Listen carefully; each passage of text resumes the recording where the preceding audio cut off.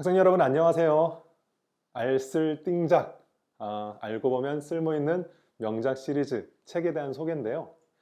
제가 여러분들에게 소개해 드릴 책은 니콜로 마키아벨리의 군주론이라는 책입니다. 이거 되게 오래된 책이에요.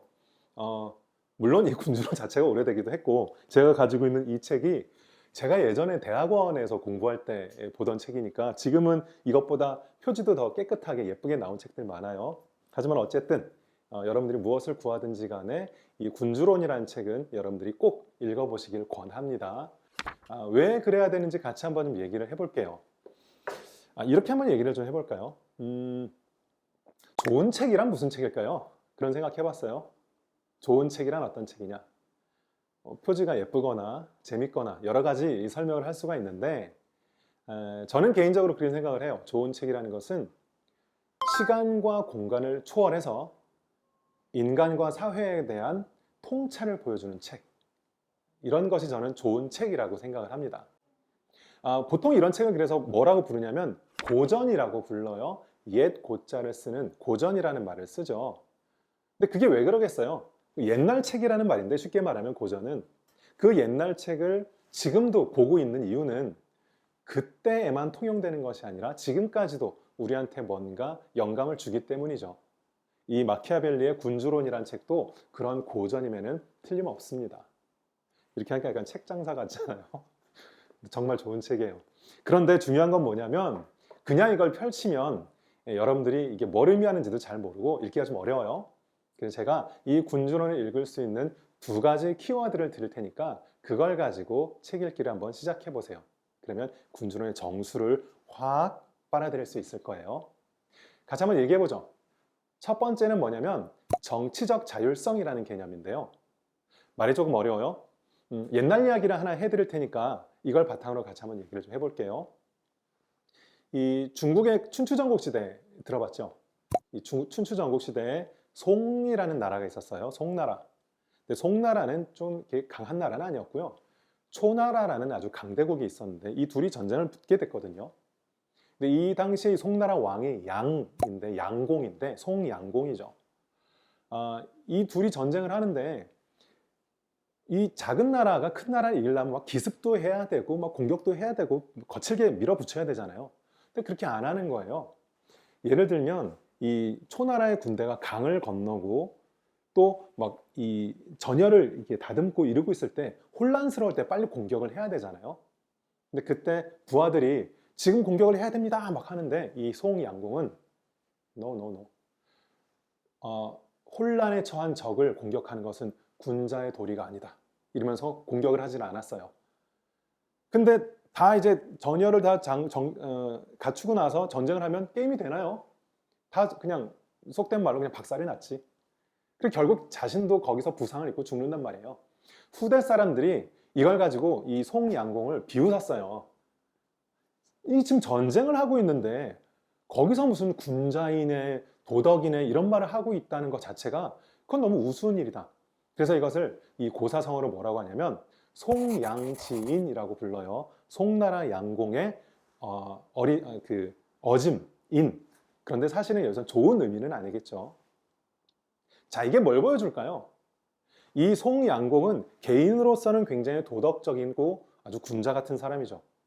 그런데 지금은 한 개인이 아니라 군주잖아요. 나라를 다스리는 사람이고 전쟁을 수행해야 되는 사령관이잖아요.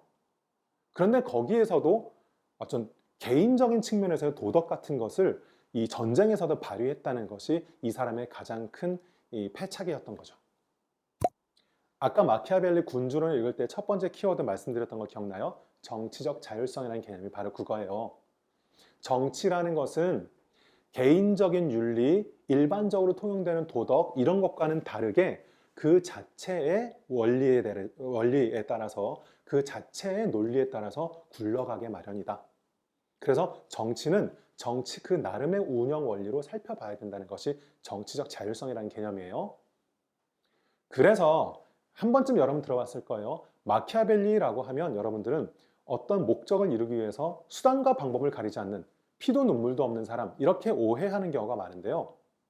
개인의 어떤 부귀영화를 누리기 위해서가 아니라 군주로서 나라를 지키고 권력을 유지하기 위해서는 어떤 일도 해야 된다라고 주장했기 때문에 그런 말을 했어요. 그러니 정치적인 자율성이라는 관점에서 본다면 마키아벨리의 말들이 이해되는 바가 많습니다.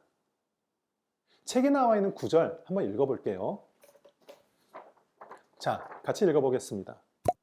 어떤 상황에서나 선하게 행동할 것을 고집하는 자는 많은 무자비한 자들에게 둘러싸여 몰락을 자초할 것이 불가피하다. 따라서 권력을 유지하고자 하는 군주는 필요하다면 부도덕하게 행동할 태세가 되어 있어야 된다. 언뜻 보면 놀부가 되라는 거냐, 조폭이 되라는 거냐 이렇게 볼지 모르지만 그렇지 않죠. 개인적인 도덕성이 중요한 것이 아니라 군주로서 나라를 지키기 위해서는 설령 부도덕하게 보일지 모르는 것이라도 할 수 있어야 된다는 뜻이죠. 이것이 바로 정치적 자율성의 개념입니다. 하나 더 읽어볼까요? 왜냐하면 모든 것을 신중하게 고려할 때 얼핏 유덕한 것으로 보이는 어떤 일을 하는 것이 자신의 파멸을 초래하는 반면 일견 악덕으로 보이는 일을 하는 것이 결과적으로 자신의 입장을 강화시키고 번영을 가져오는 경우가 있기 때문이다. 그래서 여러분들이 마키아벨리의 군주론을 읽을 때 아무 생각 없이 그냥 읽으면 내가 원하는 걸 위해서 뭐든지 해도 된다는 뜻인가? 그렇게 오해하기 쉬워요. 그렇지 않습니다. 정치적 자율성이라는 개념, 정치 행위를 하기 위한 군주의 입장, 이것을 전제로 정치적인 현상을 바라보는 이런 관점이 우선은 중요하겠어요. 두 번째 키워드는 현실과 당위의 구분이에요. 자, 당위라는 것은 마땅히 그러해야 하는 바를 뜻하죠. 현실은 있는 그대로의 현실을, 있는 그대로의 모습을 말하죠. 마키아벨리는 이 두 가지를 구분해서 있는 그대로 세상을 바라보고 특히 인간이 어떤 존재인지를 있는 그대로 바라보면서 정치 행위를 해야 된다고 주장했어요. 그러다 보니까 마키아벨리의 군주론을 읽다 보면 조금 불편한 부분들이 좀 나와요. 난 안 그런데? 난 그렇게 나쁜 사람 아닌데? 그렇게 느껴지는 부분이 있는데 마키아벨리가 하고자 했던 것은 어디까지나 인간의 바탕에는 이러한 면이 있으므로 정치를 이렇게 해야 된다. 그러니까 인간은 이러이러해야 된다라는 당위적인 주장이 아니라 인간은 이러한 존재다라는 현실적인 것을 바탕으로 어떤 책을 써나갔다는 점을 여러분들이 유의해서 보시면 마키아벨리의 본 뜻을 받아들일 수 있을 거예요. 한 구절 같이 읽어보겠습니다. 인간이 어떻게 사는가, 현실이죠. 는 인간이 어떻게 살아야 하는가, 당위죠. 와는 너무나 다르기 때문에 일반적으로 행해지는 바를 행하지 않고 마땅히 해야 하는 바를 고집하는 군주는 권력을 잃을 것이다. 날카로운 통찰이죠. 인간은 원래 그런 존재라는 거예요. 이상과 현실이 다르고 현실과 당위가 다른 거죠. 하나 더 읽어볼까요? 군주가 백성들로부터 사랑을 받는 것과 두려움을 받는 것 중에서 어느 편이 더 나은가에 관해서는 논쟁이 있었다. 이와 관련한 논쟁이 있었는데 이 자신의 견해는 사랑도 받고 동시에 두려움도 받는 것이 바람직하다는 것이다. 좋죠, 당연히. 그러나 동시에 둘 다 없는 것은 어렵기 때문에 굳이 둘 중에 하나를 선택해야 된다면 나는 사랑을 받는 것보다는 두려움을 받는 것이 훨씬 더 안전하다고 생각한다. 이 점은 인간 일반에 대해서 말할 수 있다. 왜냐하면 인간의 현실이 어떠냐면 인간이란 은혜를 모르고 변덕스러우며 위선자인데다가 기만에 능하고 위험을 피하고 이득에 눈이 어렵다는 것이다. 저는 안 그래요, 선생님. 이렇게 말하고 싶죠. 어떻게 보면 고대 중국의 인간의 본성을 주장했던 학자들 중에서는 순자의 성악설하고 조금 비슷하죠. 그런데 이 마키아벨리가 말하고 싶은 것은 인간은 나쁜 존재다, 그것을 말하려는 것이 아니라 인간의 현실이 그러하다. 그렇잖아요. 우리 솔직히 내면을 들여다보면 자기 이익 중심적이고 그런 면이 당연히 있죠. 그러니 물론 이러한 것을 조금 더 나은 인간으로 발전시켜야 그래야 될 필요성은 있지만 인간이란 어떠해야 한다라는 그러한 목적은 우리가 갖되 인간 자체는 어떠한 존재인지를 명확하게 보고 거기에 기반을 해서 정치를 해야 된다. 이것이 바로 마키아벨리의 주장인 거죠. 두 가지 개념 이해되셨나요? 정치적 자율성, 현실과 당위의 구분. 이 두 가지 키워드를 바탕으로 군주론을 읽으면 여러분들이 이것이 진짜 우리에게 주는 어떤 함의가 크구나, 그걸 여러분들이 이해할 수 있을 거예요. 책을 읽을 때 유의사항 한 가지만 말씀드리고 마치겠습니다. 이 전체가 26개 장으로 구성되어 있거든요. 근데 이 책이 벌써 이게 쓰여진 게 한 1513년경에 쓰여졌어요. 굉장히 오래전의 책이고, 그러다 보니까 앞에서부터 그냥 있는 그대로 읽어 나가다 보면 이게 뭔 얘기지? 지금 우리 현실과 좀 잘 안 맞는 부분들이 있어요. 처음부터 읽으려고 하지 말고요. 그래서 제가 권해드리는 것은 26장까지 있는데요. 가장 마키아벨리적인 내용이 잘 들어있는 것은 15, 16, 17, 18장이에요. 그래서 이 4개 장을 먼저 읽으세요. 아까 말씀드린 두 가지 개념을 읽는 거죠. 정치적 자율성, 현실과 당위의 구분. 그래서 15, 16, 17, 18장을 먼저 읽고요. 그러면 여러분들이 기본적으로 이 마키아벨리의 생각을 좀 이해하게 될 테니까 그걸 바탕으로 그 뒷부분을 읽어보세요. 19장부터 26장까지. 그러면 어떤 정치 현실이나 특히 국제정치랑 관련해서 지금 우리나라의 현실과 연결지어 볼 수 있는 내용들도 굉장히 흥미로운 내용들이 많거든요. 거기까지 보신 다음에 조금 더 흥미가 생기면 앞에 1장부터 15장까지 이런 순서로 읽기를 권해드립니다.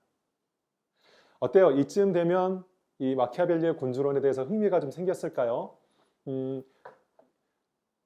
누군가는 이렇게 말을 했어요. 고전이란 무슨 책이냐? 라고 하면 누구나 알고 있지만 아무도 읽지 않은 책, 이렇게 얘기를 했거든요. 너무 적절한 비유 아닙니까? 아무도 읽지 않았던 그 고전의 길, 여러분들이 지금 이 영상을 통해서 흥미를 가지고 읽어보시길 바라고요. 이걸 통해서 마키아벨리가 가지고 있는 인류의 역사를 관통하는 본질적인 지혜, 그 통찰을 여러분의 것으로 가져가시기를 바라겠습니다.